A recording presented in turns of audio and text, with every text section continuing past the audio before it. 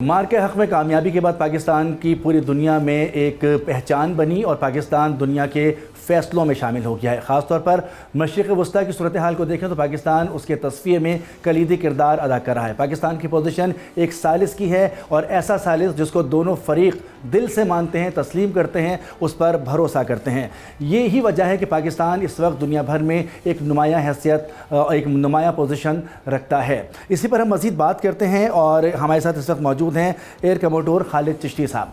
खालिद चिश्ती साहब, पाकिस्तान के पासपोर्ट की वैल्यू बढ़ गई। पाकिस्तानी जो ख़ास तौर पर ओवरसीज़ पाकिस्तानी हैं उनसे बात होती है तो वो बहुत खुश नज़र आते हैं। इस एक साल में जो पाकिस्तान ने कामयाबियाँ हासिल की हैं, मार्के हक़ से ऑपरेशन बनियान मरसूस से लेकर मशरिक़ वस्ती की सालिसी तक, आप समझते हैं कि पाकिस्तान की कितनी बड़ी बड़ी कामयाबियाँ हैं एक साल के अरसे में? जी बहुत शुक्रिया, आपने इनवाइट किया है।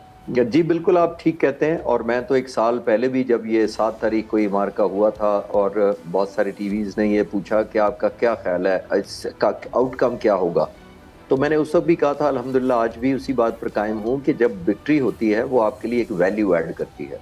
जब वैल्यू आपके अंदर ऐड होती है तो आपके पास ऐड होती है तो फिर आपको वो पावर देती है। और फिर जब दुनिया ने देखा कि हम एक पावर हैं तो फिर पावर टॉक्स टू पावर, चाहे वो प्रेसिडेंट ट्रंप हो, चाहे कोई और शख्सियत हो, फिर उन्होंने देखा कि हम ना सिर्फ रेलेवेंट हैं बल्कि हम एक ऐसी ताकत हैं, ना सिर्फ अपना दिफा करना जानते हैं।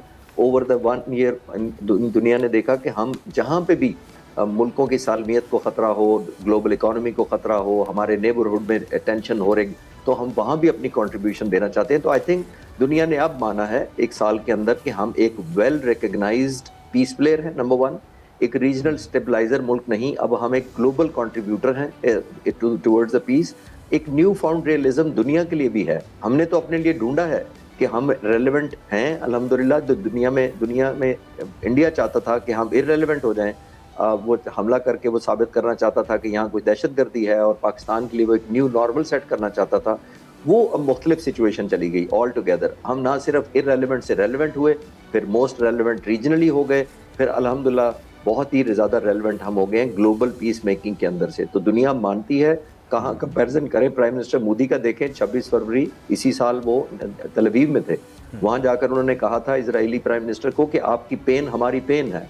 तो जब आप इसराइल की पेन ओन करेंगे तो फिर फलस्तीनी पेन तो आपको छोड़नी पड़ेगी, आप 2 पेन तो इकट्ठी नहीं रख सकते। तो दुनिया ने देखा वो किस तरह एक्सपोज हुए।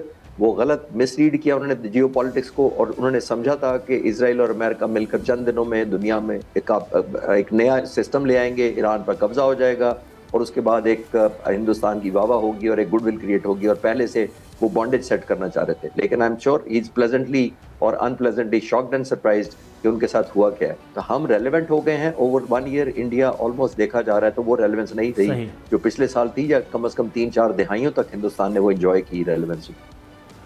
फॉल्स फ्लैग ऑपरेशन भारत की जानिब से किए जाते रहे और उसके बाद जो है किसी न किसी तरह से पाकिस्तान को जो है उकसाया जाता रहा कि जंग शुरू की जाए। भारत का ये क्या शौक़ था, लेकिन जब भी पाकिस्तान के ऊपर वक्त पड़ा, चाहे वो ऑपरेशन स्विफ्ट रिटार्ड हो या उसके बाद की सूरत हाल, पाकिस्तान ने करारा जवाब ज़रूर दिया। तो अब समझते हैं कि इस तरह के मार के फॉल्स फ्लैग वाले भारत के दिमाग से निकल चुके होंगे।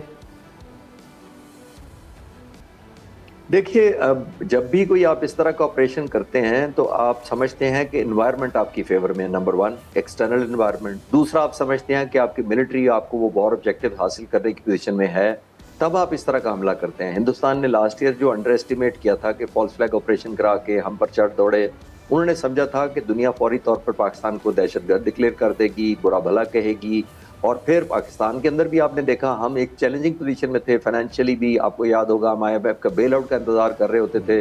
आपने ये भी देखा कि हम रोल ओवर का इंतजार करते थे साल पहले कि कोई मुल्क हमें पैसे दे तो फिर रोल ओवर कर ले। इकोनॉमिक चैलेंजेस भी थे, आज भी हैं, लेकिन मैं कह रहा हूँ कि एक पोलिटिकली स्टेबल नहीं थे हम उस तरह जिस तरह एक मुल्क हो सकता है। तो ये सारी सूरत हाल को देखते हुए उन्होंने अंडर एस्टिमेट किया। उन्होंने समझा कि ये कौम डिसइंटीग्रेटेड है, स्ट्रगलिंग है, तो इस टाइम पे अगर इस तरह का कोई ऑपरेशन किया जाए, इंटरनेशनल कमिटी ऑफ नेशन जो है पहले ही पाकिस्तान को वो समझेंगी, हमारी लाइन टो करेंगी, तो वो बिल्कुल ऑपोजिट निकला।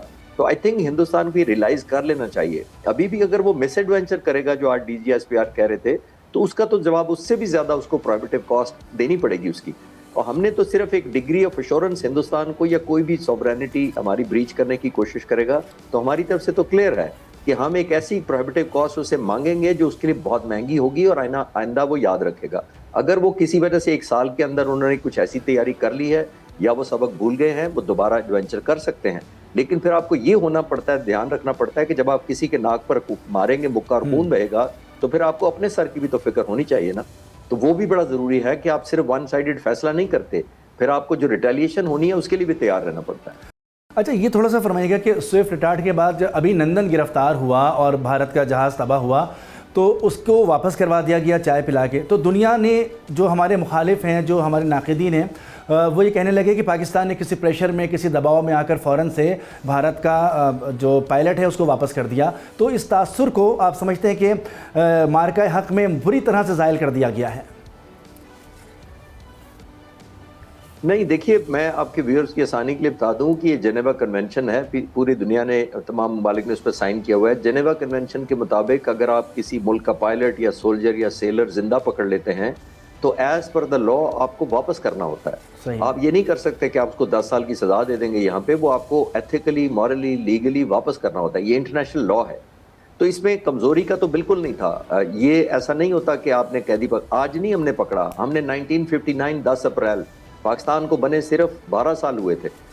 اس دن بھی ایک کیمبرا جہاز آیا تھا عید کے دن, جب پاکستان میں 10 اپریل 1959 جب پاکستان کو بنے صرف 12 سال ہوئے تھے, تو وہ اس نے وائلیشن کی تھی اور وہ 50-55 ہزار کے فٹ کے اوپر آ رہا تھا. ہمارے پاس کوئی جہاز بھی نہیں تھا اتنی ہائٹ پہ پہنچنے کے لیے. پھر F-86 ہمارے 2 اسکریمبل کیے گئے, فلائنگ آفیسر یونس نے ان کو چیز کیا, پنڈی کے پاس جا کے, رواد کے پاس انہوں نے, جب اس جہاز کیمرا نے ٹرن کیا اور تھوڑی ہائٹ لوز کی تو ہم نے اس کو شوٹ کیا تو اس میں 2 پائلٹ, ایک پائلٹ اور نیویگیٹر, دونوں گرے. آپ امیجن کریں میں کتنی پرانی بات کر رہا ہوں. جب وہ گرے دونوں کو گرفتار کر لیا گیا, دونوں کو واپس کر دیا گیا. یعنی یہ آج کی ہسٹری نہیں ہے کہ ہم اب خوفزدہ ہو گئے اور ہم پہلے نہیں تھے خوفزدہ, تو ایسی نہیں ہے. یہ انٹرنیشنل لاز ہیں اور اس کے تحت ہم نے دیا. جب بھی کوئی مس ایڈوینچر کریں گے, ویسے ہیومینیٹیرین آسپیکٹ اپنی جگہ رہتا ہے, باقی جنگ اپنی جگہ رہتی ہے. ہم یہ نہیں کرتے. اب میں آپ کو ایک اور بڑی خوفناک بات بتاتا چلوں کہ جب ہمارے پائلٹ نے ایجیکٹ کیا انڈیا میں, تو ایسے واقعات ہوئے تھے کہ نیچے سے اس کو فائر کرتے ہوئے جو زندہ پائلٹ تھا اس کو زمین پر آتے ہوئے شہید کیا گیا تھا. تو ہم ایسا نہیں کرتے. ہم بھی کر سکتے تھے یہ, لیکن ہماری قوم, ہماری تربیت, ہماری ویلیوز, ہمارا مذہب اجازت نہیں دیتا. جنگ ہوتی ہے. فتح مکہ میں نبی کریم صلی اللہ علیہ وسلم نے حکم دیا تھا کہ فصلوں کو تباہ نہ کیا جائے جب مکہ فتح ہو رہا ہے, بزرگوں عورتوں کو کچھ نہ کر جائے, دوسروں کی عبادت گاہوں کو کچھ نہ کہا جائے, اور جو ان کی عبادت گاہوں میں پناہ لے لے اس کو بھی چھوڑ دیا جائے. تو ہماری تو یہ ٹیچنگ ہے. بالکل. اور پھر قیدیوں کو بھی امان دی گئی تھی. بالکل صحیح سمجھتے ہیں. مسلمان ہونے کے ناطے, پاکستانی ہونے کے ناطے, اور خاص طور پر ہماری جو فوج ہے وہ بہت ایتھکس کو فالو کرنے والی فوج ہے, بہت ٹریننگ والی فوج ہے, تو یقینی طور پر اس نے جب بھی کوئی ایسا وقت پڑا ہے تو اس کو ثابت کر کے بھی دکھایا ہے. مارکہ حق آپریشن بنیاد مرصوص کے بعد پاکستان کی دنیا بھر میں پذیرائی ہے. خاص طور پر جس طرح سے میں نے ابھی اب سے کچھ دیر پہلے بھی ذکر کیا تھا کہ پاکستان ایک ثالث کے طور پر دنیا بھر میں آیا ہے, اور ایک ایسی جنگ کا ثالث ہے جہاں پر دوسری جانب سپر پاور ہے اور ایک جانب ایران ہے. دونوں فریق مکمل طور پر بھروسہ کرتے ہیں پاکستان پر. تو پاکستان کی سفارتکاری کتنی مضبوط آپ قرار دیں گے؟ دیکھیے یہی تو بہت بڑا نیو فاؤنڈ ریئلزم ہے دنیا کے لیے بھی, ہمارے لیے بھی, کہ دنیا نے ریئلائز کیا کہ ہم صرف کہتے نہیں تھے. ایک پروپیگنڈے کا ہم شکار ضرور تھے کافی عرصے تک, جو ہندوستان obviously ڈومینیٹ کرتا تھا. ان کے پاس میڈیا ہے, 900 چینلز ہیں, ہندوستان کی ٹریڈ بہت زیادہ ہے, گلوبلی ریلیونٹ زیادہ تھا ہندوستان, کیونکہ بائیلیٹرل ریلیشنز کی وجہ سے اکنامک, بزنس, اس طرح کی بہت ساری چیزیں انڈیا کی کنیکٹڈ تھی دنیا سے. اور جب یہ لائن ٹو کرتے تھے کہ پاکستان کو الزام لگانے کو, تو دنیا ہندوستان کا ساتھ نہ چاہتے ہوئے بھی اس لیے دیتی تھی کہ ان کے ادر جو جس کو کہتے ہیں سٹیکس ان کے ساتھ بہت زیادہ تھے. تو آئی تھنک ایک نیو فاؤنڈ ریئلزم دنیا میں آیا ہے کہ ہم نے نہ صرف اپنی سوورنٹی کا ڈیفینڈ کیا ہے, بلکہ ہم نے دیکھا کہ ہم پیس لونگ ملک ہیں اور ہم چاہتے ہیں کہ نیبرہڈ نہیں, دنیا میں پیس ہو. اب دیکھیے یہ جو ایران اور امریکہ کی جنگ ہو رہی ہے, پوری دنیا کے 8 بلین لوگ ڈائریکٹلی اور انڈائریکٹلی نہ صرف متاثر ہوئے ہیں, بلکہ ان کی آؤٹ کم کے اوپر آلموسٹ ہاسٹیج ہیں اکنامک پوائنٹ آف ویو سے. تیل کی قیمت آپ چاہیں یا نہ دیں آپ نے دینی ہے, میں اس کو ہاسٹیج کہہ رہا ہوں. جو چیزیں مہنگائی ہوتی جا رہی ہیں, نہ صرف پاکستان میں نہیں, گلوبلی مہنگی ہوتی جا رہی ہیں. تو جو لوگ 8 بلین لوگ تو اس جنگ میں شریک نہیں ہیں, لیکن وہ قیمت دے رہے ہیں. لیکن پاکستان کنٹریبیوٹ کر رہا ہے کہ جو انڈائریکٹلی اور ڈائریکٹلی پوری دنیا سفر کر رہی ہے, اس کو اس ٹینشن, انگزائٹی اور ڈپریویشن اور اثرات سے نکالا جائے.